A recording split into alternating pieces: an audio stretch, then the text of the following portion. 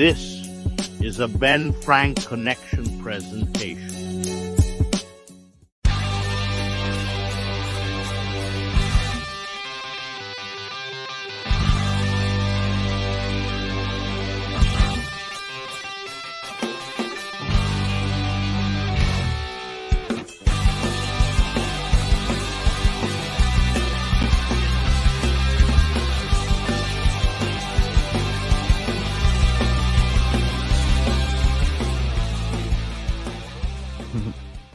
Hey, before we start, I just want to say a huge thank you to our YouTube members, the World Champ Tier, A, Triple Crown, Parma Chisel, and Grand Slam Champions, Freak Maniac 90210, and Raz. Thank you all so much for those YouTube memberships.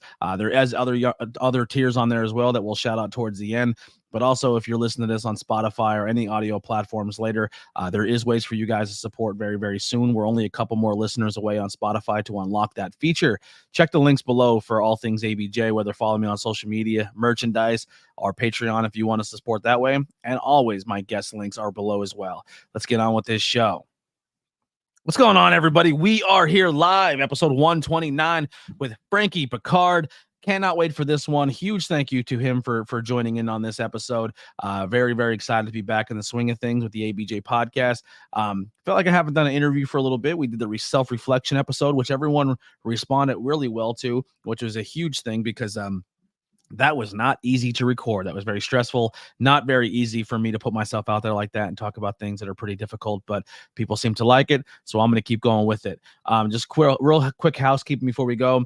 Just dropped the episode with Sonny DeFarge talking all things the first Terminator movie, and we're going to be doing the rest of that Terminator franchise, and people really seem to like it. That's exciting. I do have a Not Cool in High School horror coming up, but we're not 100% sure if the guest is 100% locked in, so we won't announce that one just now. New merchandise drops that will be available till the 13th. We got that Fresh Prince of Bel-Air, WCW, that Dynasty, and the ABJ 420 logos, all available now on all my TeePublic shows, spots. After the 13th, it will go away, and we'll have a new batch coming that you can vote on in our Discord community, which is also linked below. But that's pretty much all we got. One more thing. New Era Pro Wrestling. I'll be their senior commentator starting for this brand new company on 420 at North Pocono High School. So swing through. Even if you can't make it, you can still buy a ticket. Send me a screenshot of the stub, and it could be a donation or a tip via the podcast. So that goes towards the promotion, or it's one less ticket someone has to buy in the door because they can get comped via the podcast, and they can turn around and spend that money on merchandise for the talent. So we're pushing money around. So even if you can't support a local wrestling show, but you support me and you're part of my audience, you can go ahead and do that. Without further ado, let me bring in my guest for tonight, Frankie Pickard. What's going on, buddy? What's up, man? Nothing. Always great to see you. Always great to see you. Always. So what have you been up to, man? Oh, man, nothing. Just making people become celebrities just from knocking people out or just slamming people on their neck. So either way, the most dangerous striker. Inflicting pain, baby. Exactly. Doing some deadly sin stuff. I see you and those boys been doing some crazy stuff there. Taking over Titan? Yeah, we're taking over Titans. Titan's been doing a lot of stuff, man. I want to say something, but I almost realized I can't get you in trouble. But that Jersey scene, it's buck wild over there. You can't work for certain people anymore. People are drawing the line in the sand. Jersey's just doing Jersey stuff again. Yeah, it'll be better if everybody just worked together, man. Imagine that, huh? It will be an empire. Yeah. But people. What cracks me up is when people say we do this to put over the talent. The reason I start a company is because I want to be the company to help you get to the next level of your career. Right. So then why am I only allowed to work here? I thought isn't that the goal to help me get more exposure? I don't know. It's a weird business. Right. Everyone has their reasons, I guess. Who knows? But yeah, man. So we go a little bit back. Well, I met you a few times at some shows there, and then we started working on that Jersey scene. And you brought you came up to Pennsylvania a couple times. Always always someone I really, really enjoy having conversations with, whether it be wrestling or outside of wrestling or just chilling and vibing with, man. You came to a show that there was no payday involved. It was about a 2-3 hour drive for you. And bro, you stayed till like 2, 3 in the morning, just hanging out with us and talking and getting the vibe, know the crowd and the vibe. And I just like, ever since like, I mean, I had it even before then, but that was just one of those nights where I was like, man, I respect the hell out of this guy. Like that's the extra mile. Some people just wrestle, put their gear on and dip, you know, even Suplex Weekend, man, you wrestled 7 times. You told me off camera in Philly and then showed up at Suplex. And I was like, just, there's still people here. There's like 2,000 people still walking around.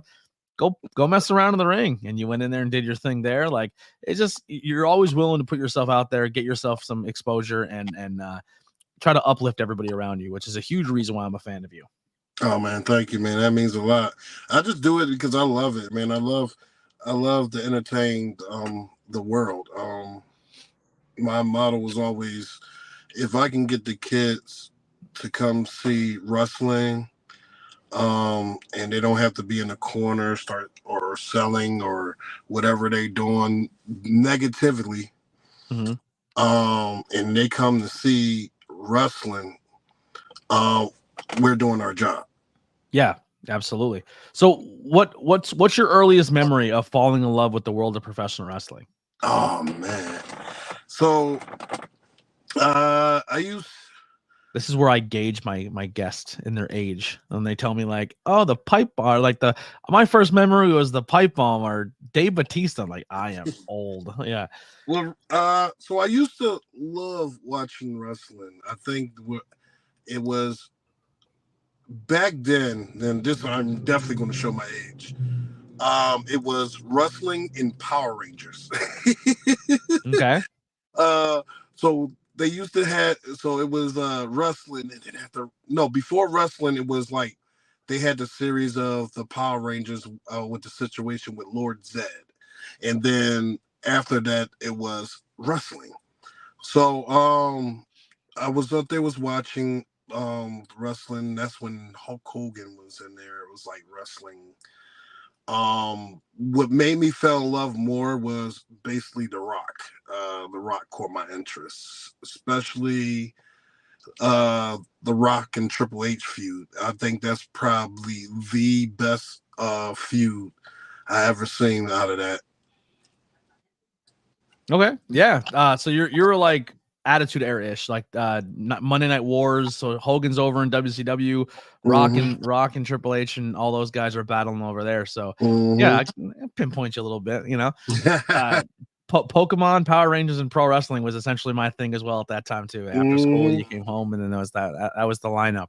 But so growing up, were you always into sports? Was that, were you an athletic kid? Were you like, where did you fit in when it came to like the school groups? So back then I used to have a chip on my shoulder. I had a huge attitude. It was until my grandfather was like, we need to control your attitude. So he introduced me to a guy that he used to work with in the military. It was a Japanese guy. His name was Senyu. And he was teaching me martial arts. And by he was teaching me martial arts, it was crazy the way he was teaching me. I never realized how my attitude would flicker until I actually been trained by him and really calmed myself, made me humble. After that, there's been martial arts tournaments, gymnastics. I even tried out like baseball, but I stopped with baseball because I was like, I did the cross. They said I was too rough, but it felt like I was playing football. But after that, I did parkour. They used to call me the man with no fear until I had kids, and somehow I got fear. But before that, it was just gymnastics. I always loved the flip, and that's what it was: gymnastics, parkour, and martial arts. Now, what is popcore? Parkour is when you jump. Oh, parkour. Yeah. Got you. I thought you were like in a band or something. I was like, you're playing popcore? What's that? Like, were you vocals? What was going on there? Parkour. Yeah. Yes. Yeah. So when did this all transition into getting into like the world of wrestling, and how did you find your school? So the funniest thing was when I was in school, what was it? I think that really got me hooked was The Rock and Triple H when China was with Triple H. Mm-hmm. And they had a cage match. And I was so hooked. Every time that I wanted, it felt like watching the Super Bowl. And it's like, I wanted The Rock to win so bad. And every time Triple H just take it away. You don't know how many TVs I almost broke. I had to look over into my grandma. My grandma, like, I wish you would break my TV. I almost broke like so many TVs. So fast forward to that, I went to the school. It was me and my friend. His name was Stephen Moore, and he was a big Undertaker fan. You know, we used to go there. The class would call me the people's champ because every time I went to math class, finally The Rock has come back to your math class. And like the teacher would love it and everything else. Steve, he was always the Undertaker. So, you know, I just sat there, me and him agreed, was like, yo, you know what? We should sign up for wrestling. At the time, I only knew WCW and WWE. WWE, well, WWF at the time. Mm-hmm. So I didn't know anything about the indies. The last I found another company that I was like, I was intrigued was I accidentally over here in Philly, it was Channel 48. So every Saturday used to be Kung Fu Flicks. And then after the Kung Fu Flicks, it was ECW. And I was like, oh, this is amazing. This is great. So now there's 3 companies that I was looking at. So I was like, I know that they're on TV. I know that they're probably everywhere. They probably got a training facility everywhere.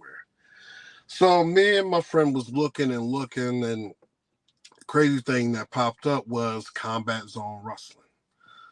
And I was like, let me check this out. So I emailed them, and then DJ Heidi emailed me back and was like, yeah, why don't you come for a tryout? So I said, all right, cool. So me and my friend was so happy. We went to the freaking store and got shirts made. I was Frank 2.0. Oh, no. Yeah. We was so right there. We was like, yes, we about to be in. Oh. So it's like you just made your first day of training so much harder. Oh, I did so much. I came in there. So the only thing you were missing was your own championship belt. Like, if you walked in super mark. Oh, I walked in with. The whole goal is so for those who don't know, when you walk into a situation of school, the entire tryout and school aspect is essentially to break you, to see if you really want this. And normally the scale of how much they want to break you is how much you come in as a like mark fan, or if you're a little bit of a smart mark. Like, either way you're getting it. But coming in with your own wrestling t-shirt before you even step into the rope, yikes. Yeah, I came in there with Frank 2.0, the upload. I was trying to blend. I was like, yeah, my character was Cyborg from the Teen Titans, and it was crazy.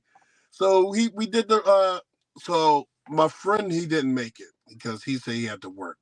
So I said, you know what, I already set it up. I'm going. It was in South Philly at the time. And as soon as I got there, did the tryouts, and he did all the squats, push-ups. Now was DJ doing the training, or who was running the class? DJ was doing the tryouts. Okay. Nobody. I don't remember who was doing the training at the time. But no, it was just DJ. DJ was doing it. And then I kept going, and I was dying, straight dying. And he was like, I'm going to stop you there before you start throwing up on my floor and everything. So I was, so he was like, he said, come back. He said he got to go on vacation. When he comes back, just if you want to come back, you come back. How many people were at this tryout with you? Just me. It was by myself. Oh. Yes, I know. Right there, it was supposed to be me and my friend, but my friend bailed on me. So it was just, me. And then I came back and I got introduced to Drew Gulak. And so Drew Gulak was the head trainer. So it wasn't easy. He definitely put me into the ringer. Because I think when I came the same time as I think Connor Claxton and man, it was really good. Shout out to Nate and Dave, the rep. They really looked out for me, and basically I was following them. I just watched them for the first time at that Suplex show. Them versus post game, bro. Yeah, they're a good tag team. They're very good. Oh yeah, very, very impressed. Definitely.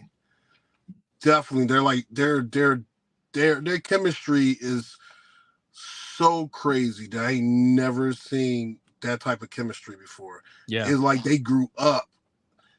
They grew up together or something. But they put me. I tagged along and seeing different places and. They helped me a lot, and definitely special shout out to Nate and Dave. They pushed me more. But besides that, that's basically it. With as far as that, I just been with CZW for a long time. Yeah. And now you've seen a lot of people come and go through there. Like a lot of people who are on TV have come through CZW and had a little stints and then come and go. Who's someone there that has come through, or even if they're a TV guy, but who's someone through that school that really taught you a lot besides the rep of maybe giving you some advice or maybe what was that advice that they gave you?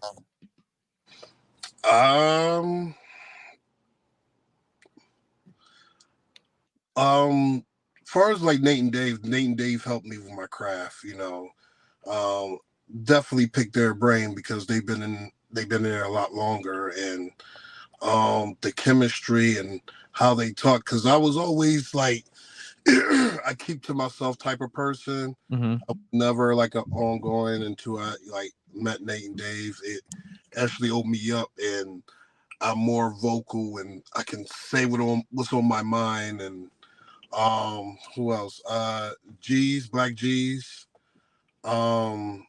Shane Strickland, who came in? Oh, and at the time David Starr, MJF, Bear Bronson. I can name names and seeing like, wow, these people's like really cool. And I was like, let's get the chance to see, even if they came way after than I came, and they like, you could see them, they made it. Yeah. And they made it big. And I'm just sitting there, it's like, wow. How long did it take you to break that, like, oh, I'm the guy who came in with this t-shirt before I even stepped between the ropes? Like, how long did it take you to break that mindset of like being on the other side of the guardrail and then like kind of learning that aspect of the business? So it, I would say it probably took me like almost a year to break the difference. I can see a lot of difference when when the fans come up to the wrestlers, and I was like, man, I was one of them. I was like, I was like this, and now it's like if I see guys that's up there and they made it to the top, I'm not that, I'm not one of those guys that be like, oh my God, this guy, that guy, and I go up there and I pick their brains. Mm-hmm. just to learn a little bit more where I can stand at, or what do I have to do. It took me a while just to realize personally that it's not about the skills and everything else. It's social media, it's popularity. And that was a while for me to actually put a light bulb in my head. It's crazy because it's like guys like Logan Paul, or guys like, anybody that's like if I use GCW, guys like the Walmart guys and everything else that got that social media buzz, or like saying Keith Lee, Shane Strickland, how they went to the NXT and they still kept their names, and it's like it's the social media, it's the people that will catch their eyes. Yeah. It's you when you bring something more to the table than just your wrestling ability. If you bring a little bit of clout, if you bring a little clout with you, it takes you further. That's what I'm trying to do now with this podcast. Just so ever since that, it was I was trying to figure out a way to because I love anime and everything else, and my sister. Yeah, I'm sure we'll touch into that in a little bit. We had talked for like 3 hours about anime the one night. It was a wild time. So when was your first match? Walk us through that experience of the first time you're going to actually get in the ring in front of a crowd and do your stuff. So my very first match. How long back are we talking right now? I will say 2013. Do you keep a journal of all your matches? I used to.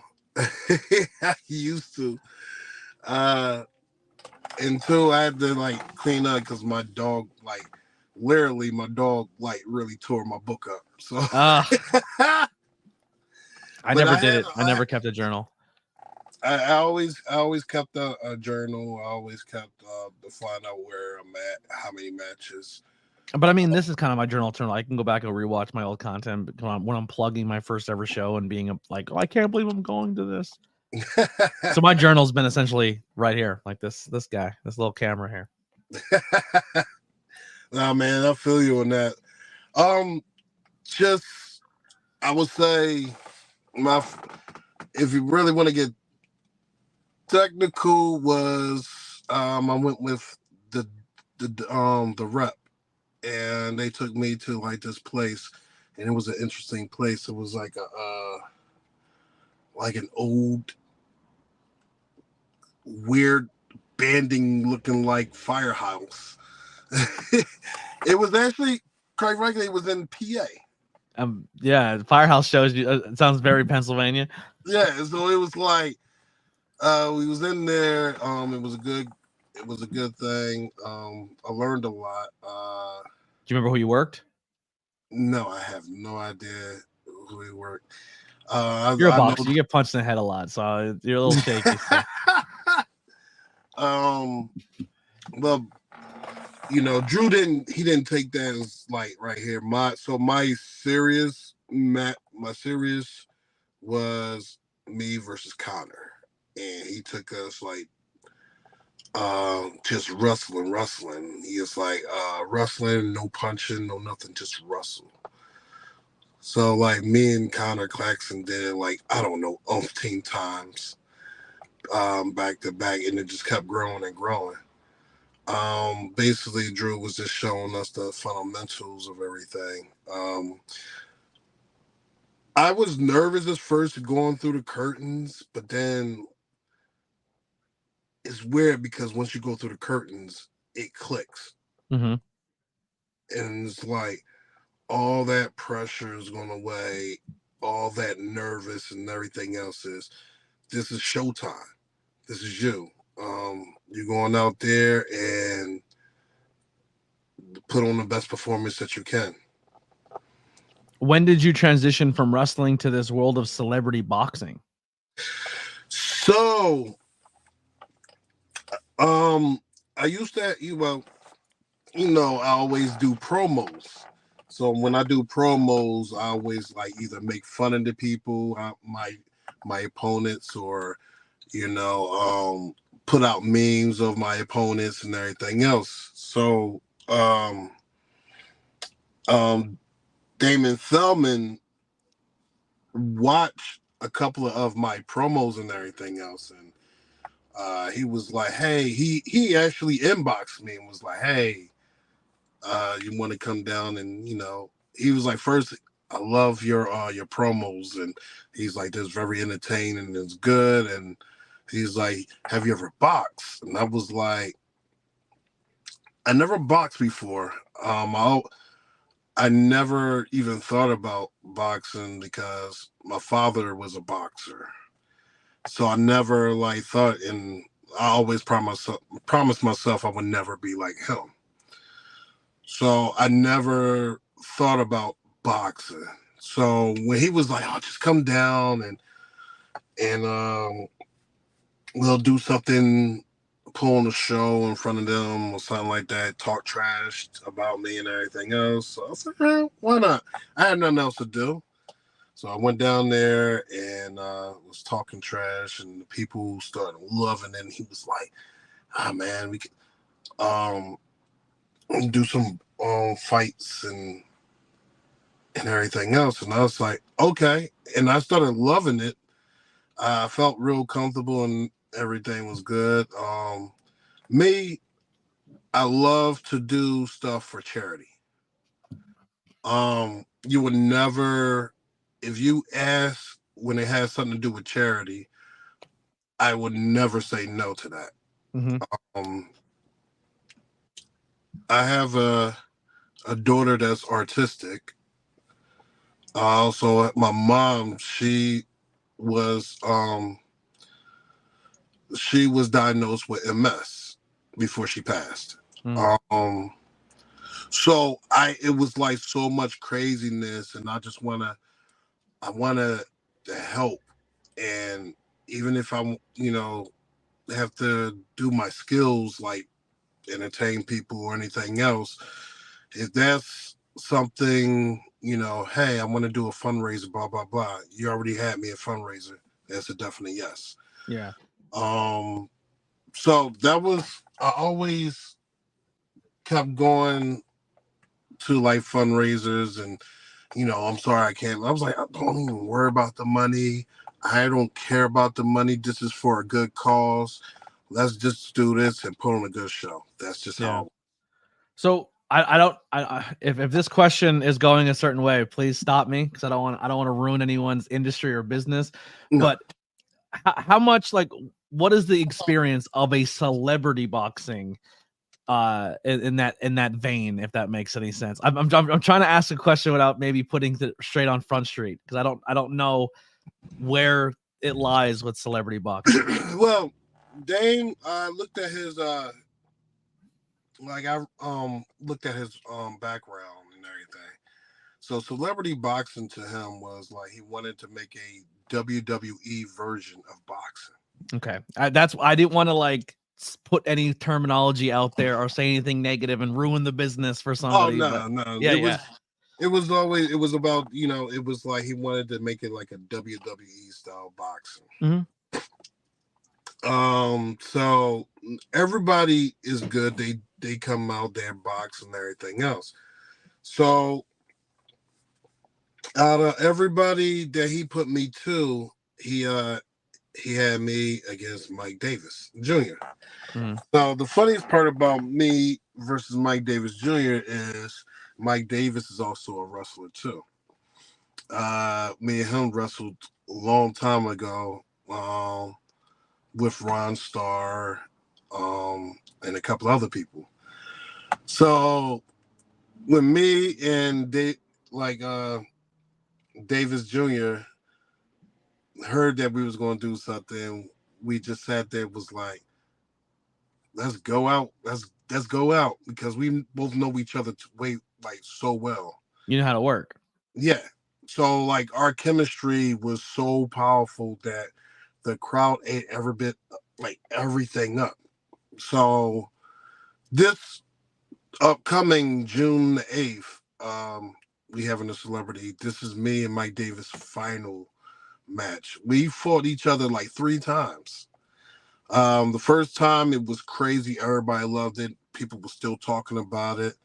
The second one, we broke a record, and apparently in history in boxing, period.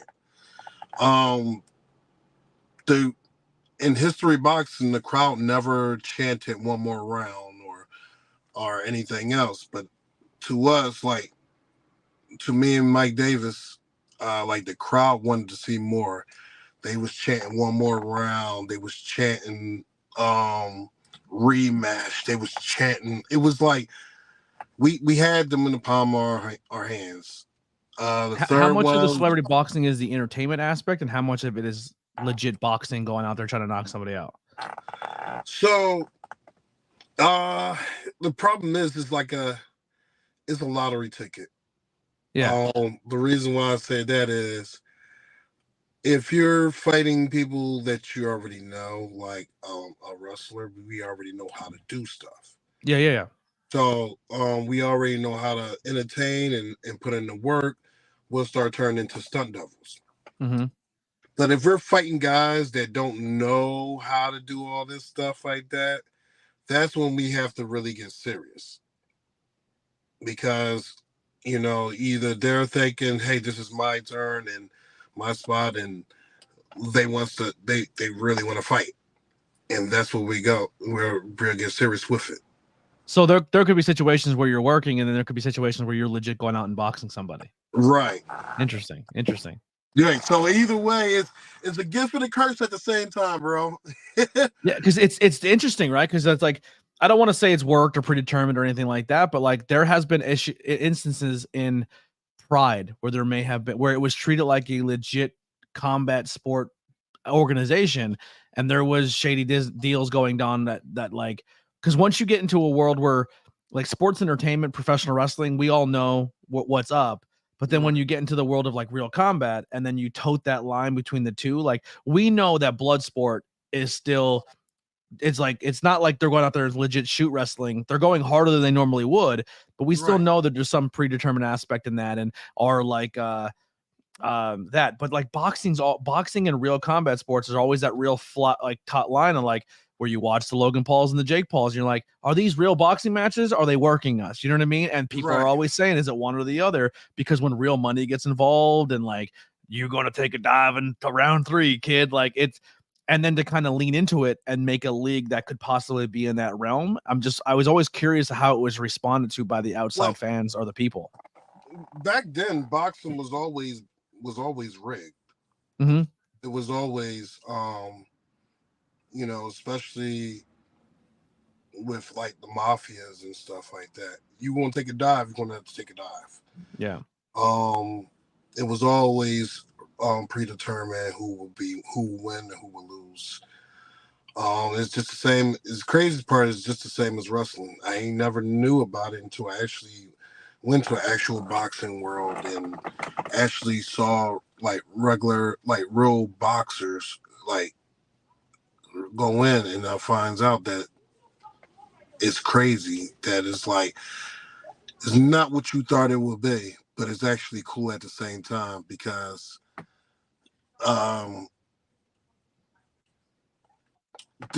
the difference between wrestling and boxing is you can't go in the back and start talking about what you're going to do or what style or moves or whatever the case may be.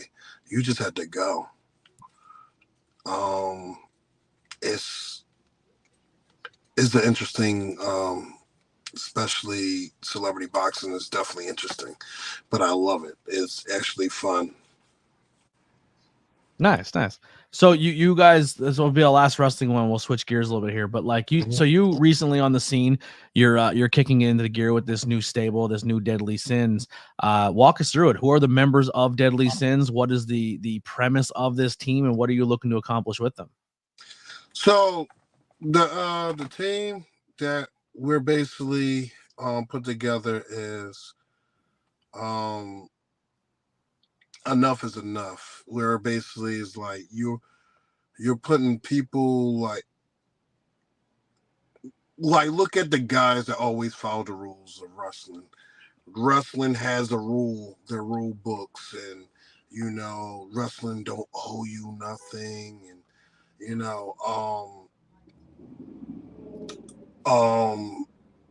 so much eyes, ears open, mouth closed, blah blah blah blah. Even when we follow by the rules, you see people that just come in that's probably like, I don't know, not even a year in, and they just surpass people and surpass. When there's enough is enough. When we have to stop following the rules. So the Deadly Sins is more of a well, we're not following the rules. We're going to take what we want and we're going to mold it into ourselves. A better, a more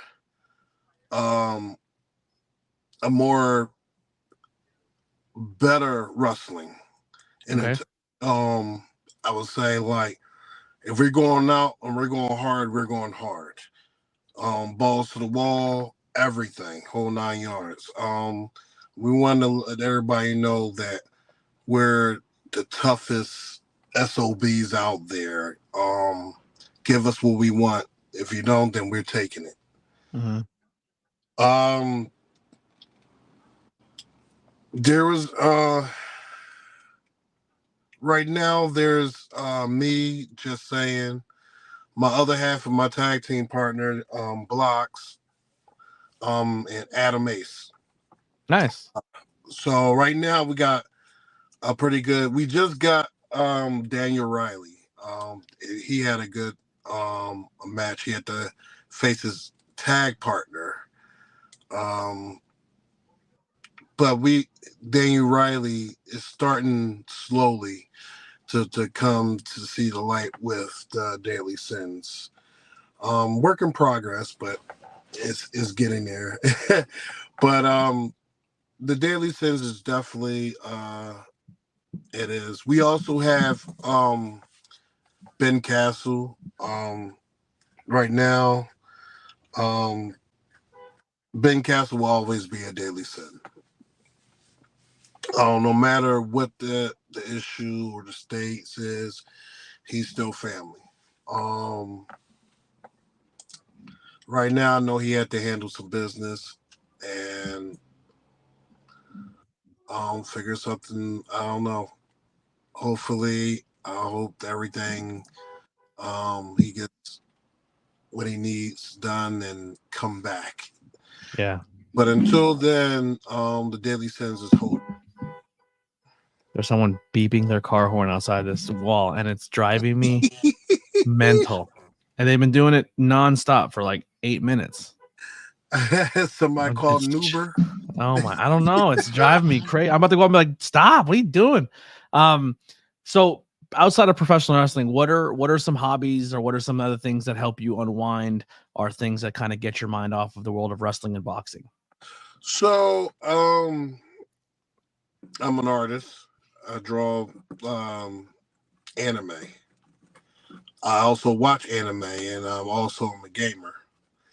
I also go to like cons because I love to cosplay. So that's those. If it's have nothing to do with wrestling and boxing, those are like my hobbies I do. So if you were to look at me and say, "All right, ABJ, we're gonna go to a show and you got to cosplay. Who am I dressing up as? Who would I pull off in the world of anime or in that world? I got the hair, I got the beard. I mean, besides Jesus, I got that one pretty locked down. Who would ABJ cosplay? Oh man, so You can do Jiraiya from Naruto. Okay, I'm not sure who that is. I'm sure people will get a kick out of that in the chat. You can also who else? That's another guy. Oh, you can pull as Demon IQ.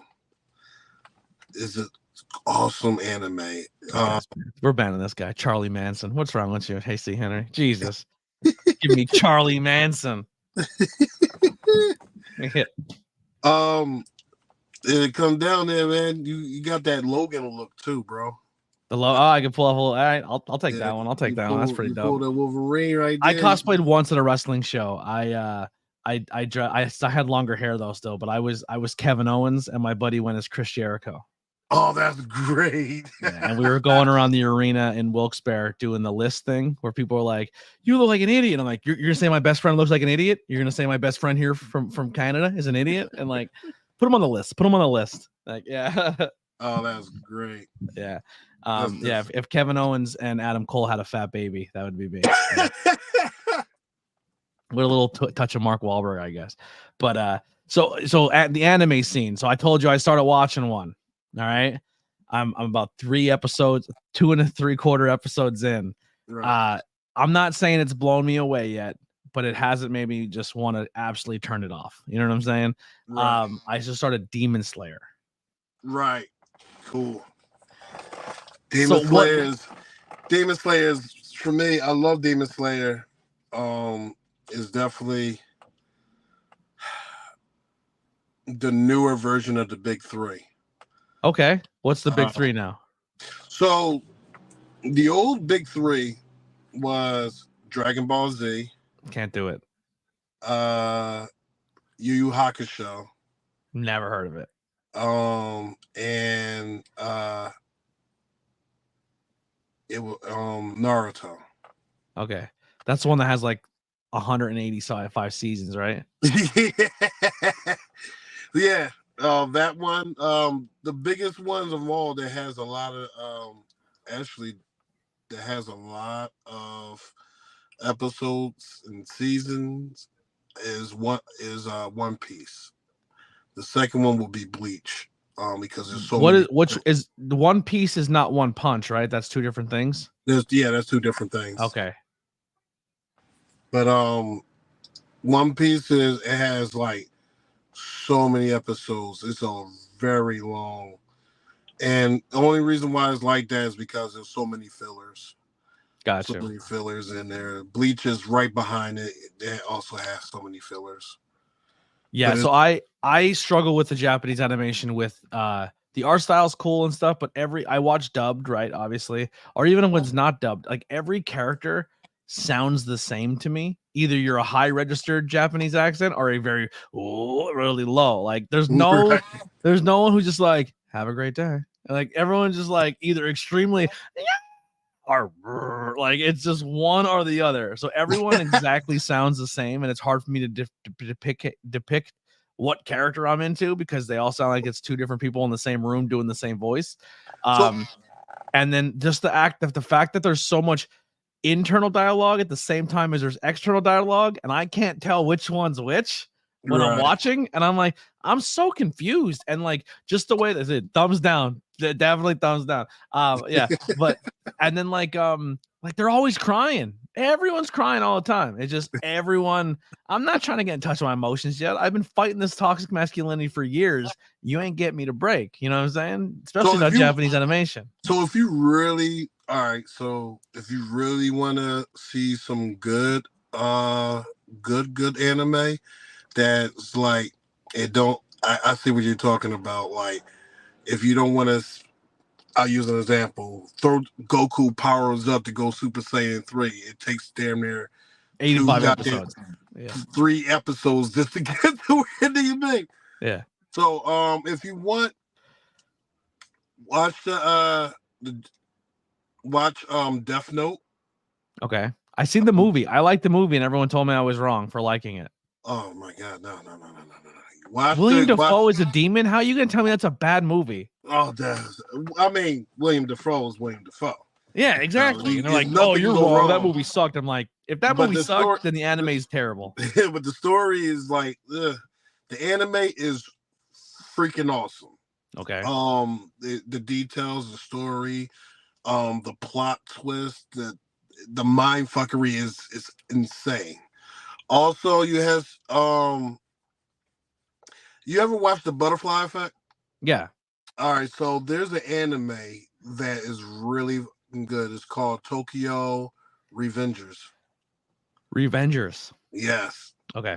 So it's like the story about like this kid. It starts off like this kid is in the subway and he gets pushed while this train is coming, and then all of a sudden he went back in time. He tried to figure out, and then he comes back to the future, and certain things done change. And the only person that remembers who he is this cop. But he saved this little boy's life back in the past. Interesting. But it's basically the whole story was how can he keep his girlfriend alive?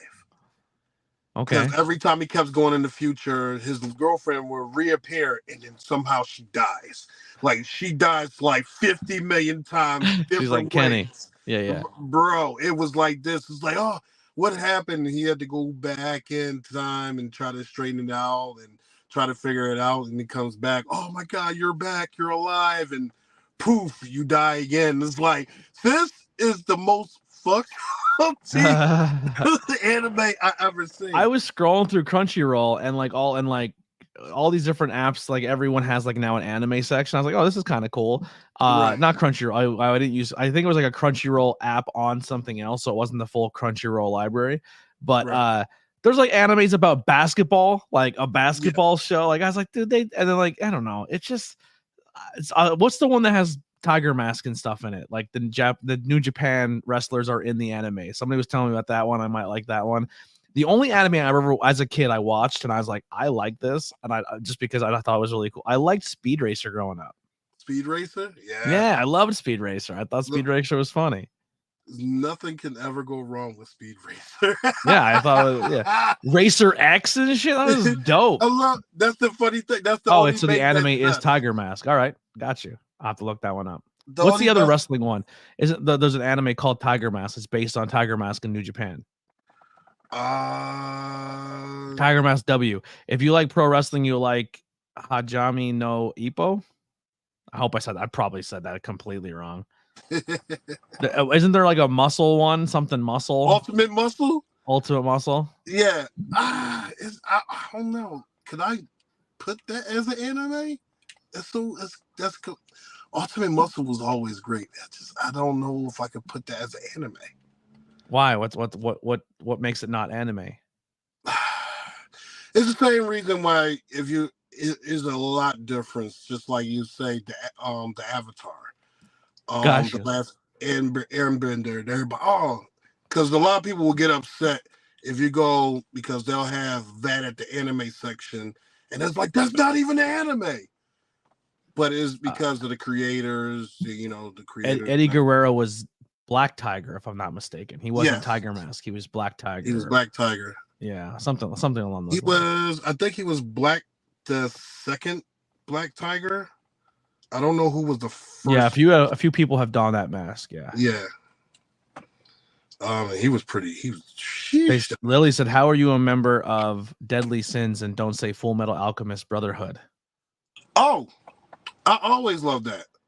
That's the one that everyone. That's the one with the armor suit, right? The problem is, he just said it's a lot of crying and emotions and everything that goes right there. That's the reason why I didn't touch on Full Metal Alchemist. Yeah. Because there's a lot of crying and emotions. I remember sitting in a room with my buddies and we're like, all right, they're like, listen, Blackwell, we're gonna put you on to our anime. This is our favorite one. And I was like, all right. They put it on, and it was a bunch of superheroes fighting bad guys in a city.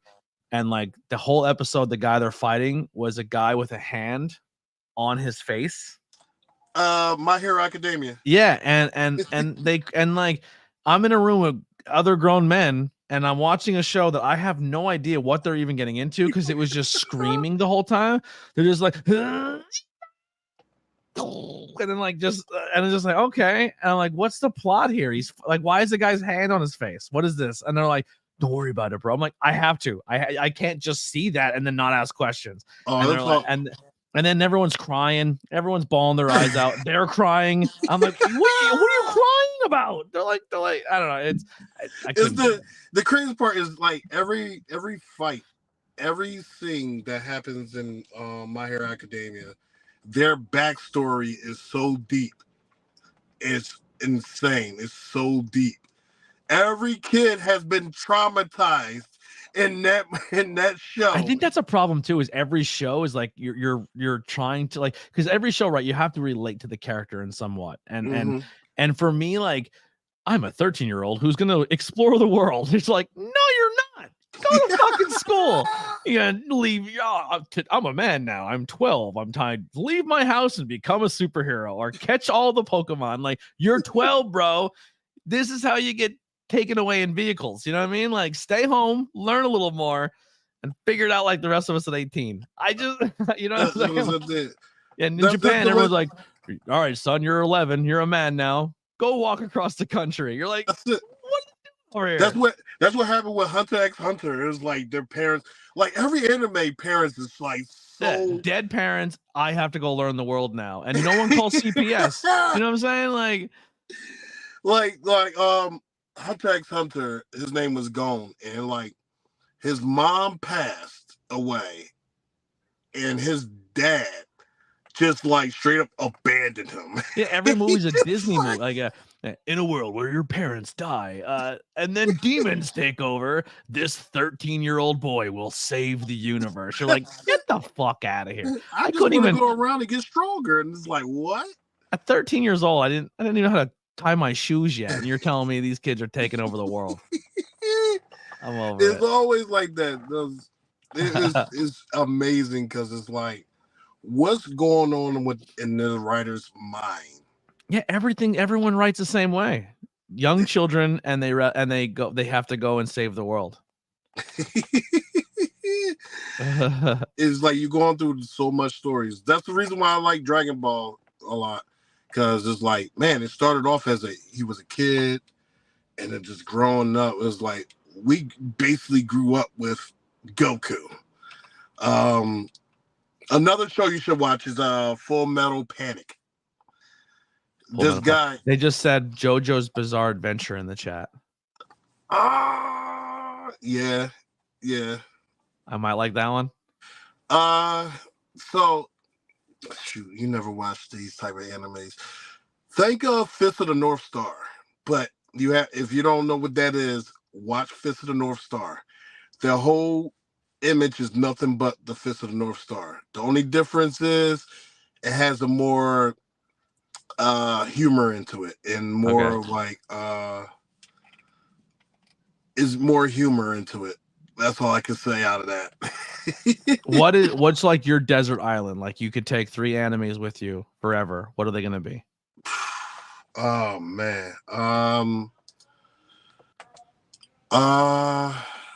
Ronin Kenshin is one.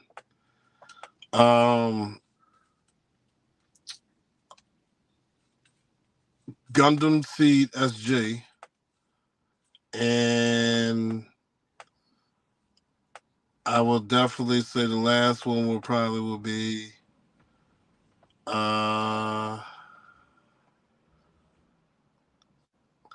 it's kind of toss up between Bleach and Videos by Silas says Trigun. Yes, Trigun is great. Trigun. Oh man, you gotta watch that too. Trigun. What's Trigun? Is that big robots? No, so Trigun is basically is this guy. It's weird because it's like a I love hearing people's descriptions of a Japanese anime, because you're like, what acid trip were they on when they came up with their presents? It's like they're like future, like Wild Wild West people. Okay. And there's this guy that's called himself Master the Stampede. They're saying I would like Berserk because it's super violent, boobies, and demons. That sounds awesome. Oh yeah, Berserk, yeah. Occult stuff and boobies. I'm in. But no, that's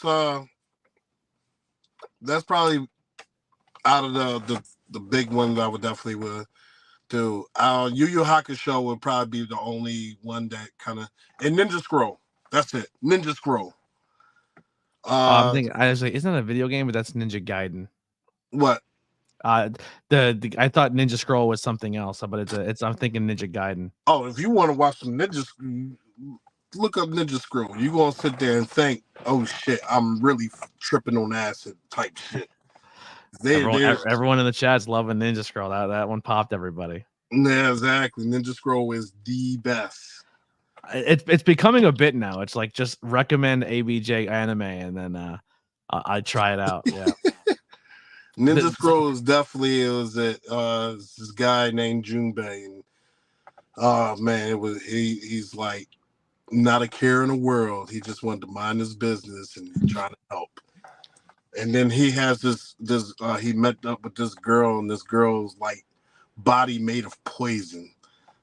It's weird, but it's funny as hell. At the same time, as a kid, you just sit there, it's like, what? This shouldn't even be for kids, but that's sweet. Yeah, that's literally it. Recommend ABJ anime that he'll soon forget about. Nailed it. That's funny. Are you gaming at all right now? Are you doing anything like that? Between traveling and the kids and everything else you got going on? So like my goal, I was always a fighter game. Street Fighter, Mortal Kombat, Tekken. My adventure ones to go to will be my favorite of all time is Resident Evil. And then I got tired of watching Resident Evil because they got away from the story how it became famous to more stupid stuff that is just like, I'm just all right. Yeah, now y'all going away from the story. Tomb Raider used to be my thing.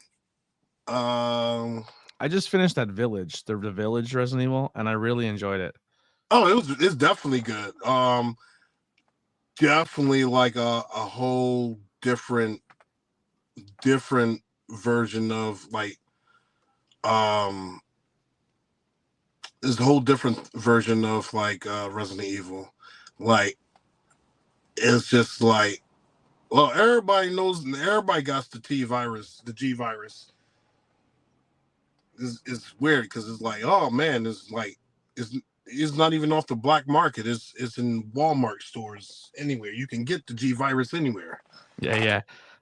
We do have some questions that came in throughout the chat because we're getting towards the end here. I'm trying to scroll up here. There's a few of them. I believe one says, what do you mentally do to get ready for a boxing match that's different from wrestling? So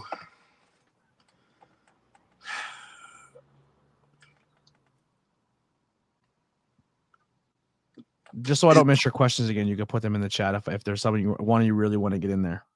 Go ahead.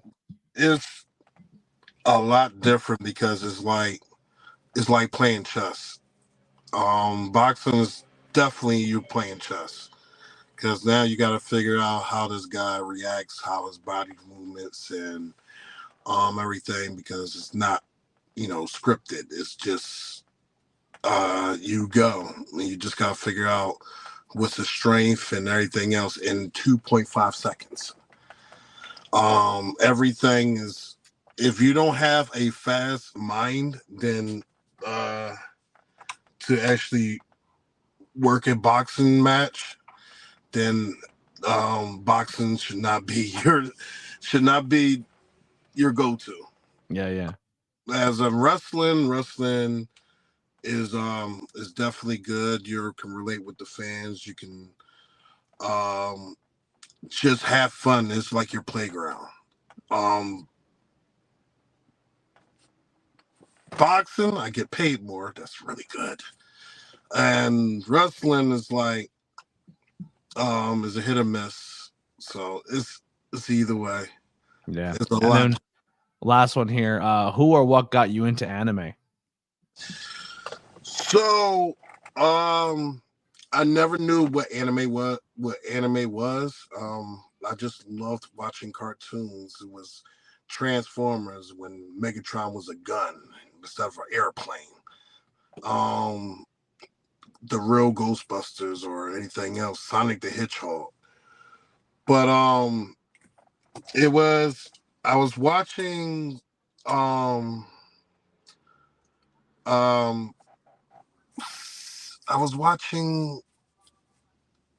Dragon Ball. Dragon Ball, I didn't think it was an anime, but Ninja Scroll that's the one, because I went over with my friends and we was like, yo, we got this thing, and the first anime I actually watched was Ninja Scroll, and then after that we watched this movie Yu Yu Hakusho, and I was like, and so on and so on. I was real hooked on anime.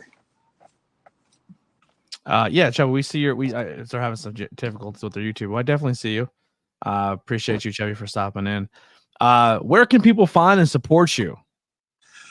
You can find me on all social medias, Facebook, Frankie Pickard, Facebook, YouTube,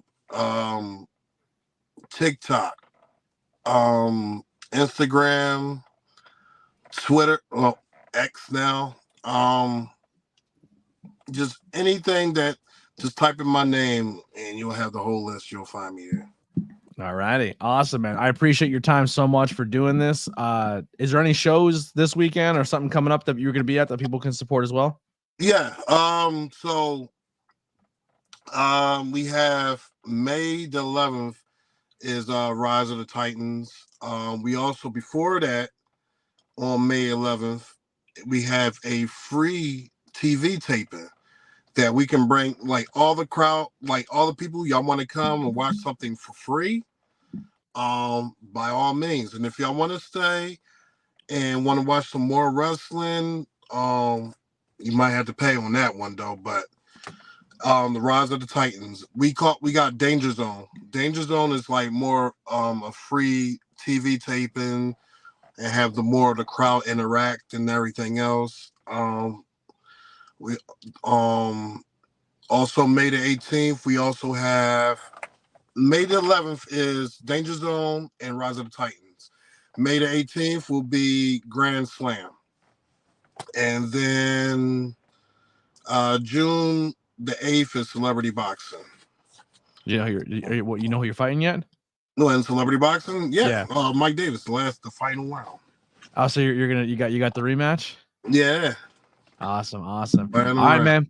Well, that'll do it. ABJ Podcast. Make sure you check all the links below to support Frankie and all his adventures and everything he's doing. Thank you for doing this. I really appreciate you.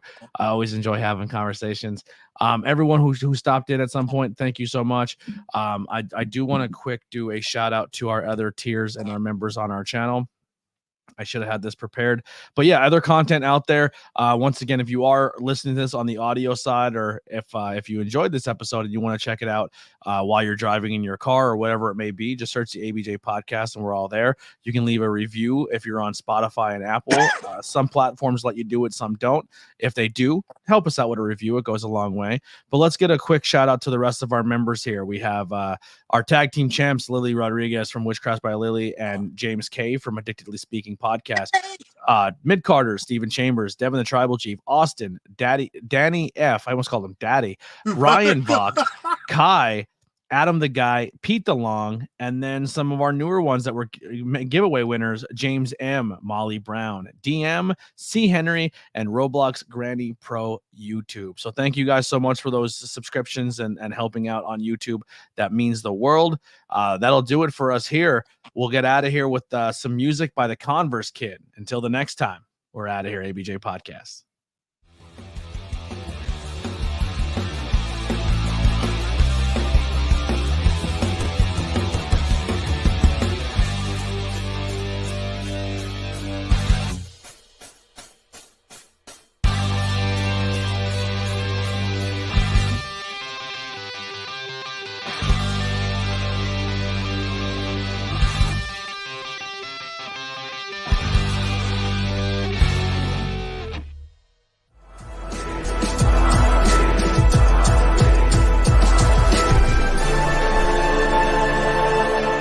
Thanks for watching this presentation. Like, share, and subscribe for more.